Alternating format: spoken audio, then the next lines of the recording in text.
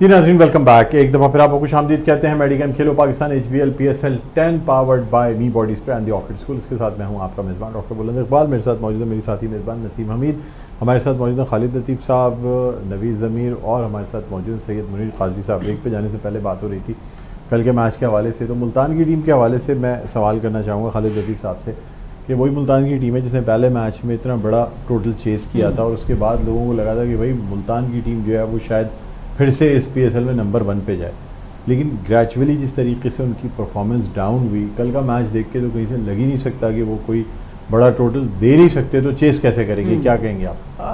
Doctor साहब इसके ऊपर ये बात करेंगे। जब पहला मैच था तो एक साथ टीमों के अंदर जो है ना एक समझ लें कि एक करंट सा था, मैच टूर्नामेंट को जीतना, टूर्नामेंट में पोजीशन लेना, अब वो बाहर हो चुके हैं। अच्छा ये नहीं कि इनकी इस मैच में हुई, ये दूसरे मैच से तीसरे मैच से गिरते चले गए और बिल्कुल ही गिर गए।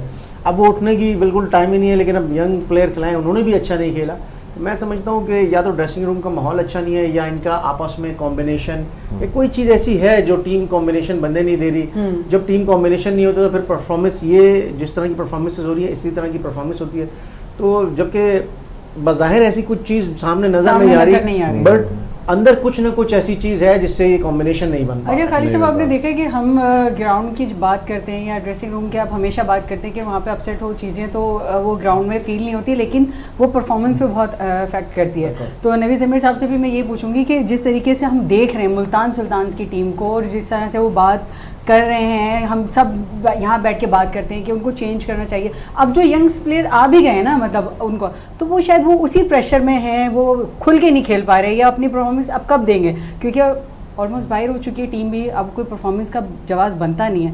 लेकिन आपको लगता है कि इन्हीं प्लेयर्स को अगर बहुत पहले मौका दे दिया जाता तो मुल्तान सुल्तान्स की परफॉर्मेंस बहुत बेहतर होती? देखिए, एक तो ये कि मुल्तान की टीम के अंदर जो प्लेयर्स को भी मौका मिला, जो डॉकआउट में बैठे हैं प्लेयर्स थे, अव्वल तो इन पे ये रिस्पॉन्सिबिलिटी बनती थी कि उनको ये साबित करना चाहिए था अगर उनको कोई भी मैच मिला उनको इंडिविजुअली परफॉर्मेंस पे जाना चाहिए था। देखिए टीम की परफॉर्मेंस जब होती है तो आपको इंडिविजुअल परफॉर्मेंस में तो निकल कर गया है। अगर एक टीम आपकी नहीं मैनेज हो पा रही, नहीं बन पाई, तो फिर प्लेयर्स जो है वो इंडिविजुअल परफॉर्मेंस पे चले जाते हैं। मैं समझता हूँ कि जो बाहर बैठे हुए थे जैसे 7 लड़कों को चेंजेस की तो उसका इम्पैक्ट आना चाहिए था, मतलब बिल्कुल डिफरेंट टीम नजर आनी चाहिए थी इस मैच के अंदर। लेकिन हुआ क्या कि बिल्कुल टीम ने साबित किया कि नहीं, वो जो टीम पहले चल रही थी बिल्कुल सही था। इसका मतलब ये है कि बाहर से लोग बैठे हुए हैं, जो मैनेजमेंट के लोग हैं, मेरा थोड़ा सा आइडिया ये कहता है उन पर कुछ ऐसा प्रेशर बिल्ड है लड़कों के ऊपर, टीमों के ऊपर या कैप्टन के ऊपर, जो इम्पैक्ट, जो उनका रिजल्ट निकल के नहीं आ पा रहा। पूरी टीम पे असर है, अंडर प्रेशर प्लेयर खेलने जो भी आ रहा है वो कुछ करना पता है, समझ में नहीं आ रहा कि वो क्या करना चाह रहे हैं। देखिए ना, अगर 20 ओवर एक लड़का पूरी बैटिंग ही करेगा खाली तो 70 रन तो बना ही लेगा। जबकि रिजवान ने पिछले मैच में साबित भी किया कि उन्होंने एक मैच के अंदर उन्होंने पहले ओवर बॉल से बैटिंग करी, वो 20 ओवर तक खेलते रहे, 76 रन बना के गए। अगर ये बैटिंग भी की जाती तो तब भी आप उसको 150 से ऊपर चला कर लेते, तो कुछ ना कुछ इस तरह की प्लानिंग करनी चाहिए थी। लेकिन बहरहाल मुझे ये लगता है कि ड्रेसिंग रूम का जो माहौल है शायद वो इनके मुवाफिक नहीं है। इस वक्त प्लेयर्स में कोई आपस में कॉम्बिनेशन नहीं है, बहुत ज्यादा फुकदान है, टीम कोऑर्डिनेशन नहीं हो पा रही, मुझे ठीक है। अच्छा मुनीर कादरी साहब, कल आपने देखा होगा अहमद दानियाल और मास सदाकत की बॉलिंग, मेरे ख्याल में इसका जिक्र किए बगैर प्रोग्राम कंप्लीट नहीं हो सकता। जिस तरीके से बॉलिंग की और जिस तरह बोल्ड मारे, जिस तरीके से बॉल, यानी बैट्समैन आगे शॉट निकलने के लिए, मतलब शॉट खेलने के लिए आगे निकलता था, पीछे से बोल्ड, क्या कहेंगे सर?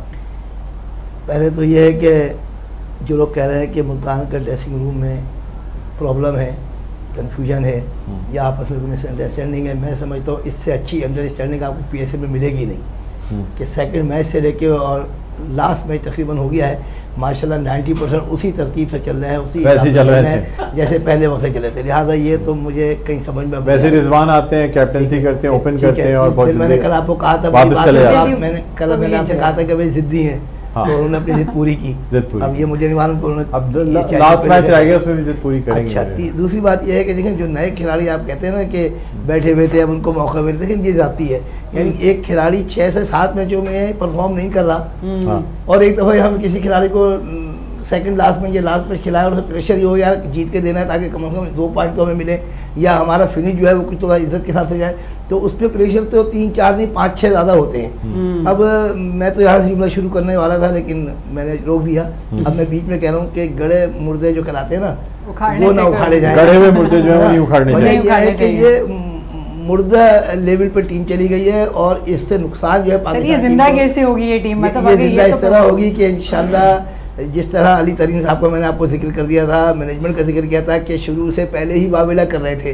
मतलब एक तो ये होता है ना कि मर गया तो हम जो है शोक मना रहे हैं या मातम कर रहे हैं, पहले शोक मना रहे थे। मरने से पहले उन्होंने बता दिया कि भाई हम इसी तरह खेलेंगे, खेलना है खेलो, खिलाना है खिला लो, नहीं खिलाना नहीं खिलाओ। और दूसरे 10 आपके चैप्टर पूरे हो गए, आपका नया सेशन शुरू होगा। ये दबाव उन्होंने इसलिए भी डाला। मुल्तान की टीम तो बाद में इन हुई थी, मुल्तान को तो 10 साल नहीं हुए अभी। 10 साल तो इवेंट को मुकम्मल हो इवेंट चुका तो है मुकम्मल हो और गया, नया लेकिन नया सिस्टम अब शुरू चौथे हुआ है। पांचवें से मेरे ख्याल में आई है। जी हाँ, इन हुई तो है। अब वो इसी बात पे वो बात कर रहे हैं कि जी हम बाद में भी आए और हमारे साथ ये जुल्म ज़्यादती हो रही है, लेकिन उन्होंने शायकीन कितना परेशान हो रहे हैं कि शायकीन जो चीज़ देखना चाह रहे थे एक मैच के अलावा उन्होंने दिया नहीं है, तो डिलीवर नहीं शायद किया। मैच देखने नहीं जा रहे तो फिर परेशानी की क्या तो बात बात है? ये है कि हम और आप टीवी पे देख रहे हैं, हाँ, टीवी पे देख हाँ, रहे टीवी पे हैं। देख रहे हैं, शक्लें थोड़ी- सोशल शक्लें मीडिया भी पे असल- देख रहे असल हैं। शायद आप अगर तो- इस परफॉर्मेंस में शक्लें भी देखें तो बहुत ही ज़बरदस्त बात है, हमारा बड़ा तो मैं यही कहना चाहूँगा कि PSL की जो असल रूह है, जो असल बुनियाद है, जिसको जुनैद साहब से लेके खालिद लतीफ़ साहब और आप सब लोग और हम सब जो साथी हैं और दीगर जगहों पे भी लोग यही कह रहे हैं कि PSL ऐसी ब्रांड है कि इस ब्रांड से हमें पाकिस्तान के अंदर कोई इनकलाब लाना चाहिए,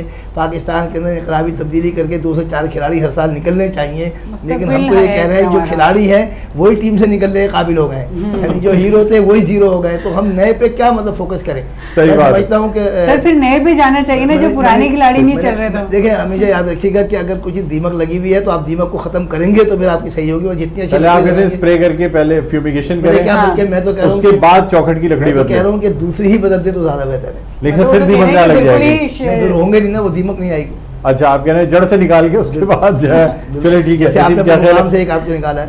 हाँ, मेरा चलिए से एक ब्रेक ब्रेक ले लेते जी, क्योंकि बिल्कुल। बात जो है ना बढ़ती जा रही है, बढ़ती बात जा रही है, निकलेगी तो हमें बहुत रोक दूर तलक है। जाएगी। नाज़रीन देखते रहिए मेडिकेम खेलो पाकिस्तान, मिलते हैं एक ब्रेक के बाद।